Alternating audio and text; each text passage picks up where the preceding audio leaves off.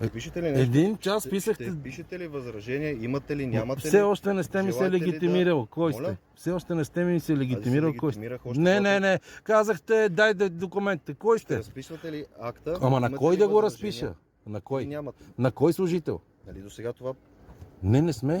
това не е сериозно, което... Кое не е сериозно? Как се 5 казвате? пъти едно и също е... Ма представете Ама се. 5 пъти ви се представяме. Не, нито един път не сте. Така, ще разписвате ли акта? Ще разпиша след като ми се представите. Кой? Представил съм ви се, пише... Имената ми ги има също и в акта. Имам, представете се. Ще За разпишете ли широката аудитория. акта? Желаете или не желаете?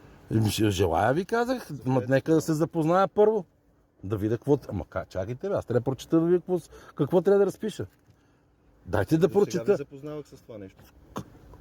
Записвам откакто сте го дали. Нищо не сте ме запознал. С какво точно трябва? Да, запознате господин. С какво е запознат? С актът, който... Ми дайте да прочета какво трябва да ви разпиша. Само да не ми дърпате папката, ако обичате. Ама как да прочета в тъмното? Само да не ми я дърпате. Е, добре, как да прочета в тъмното?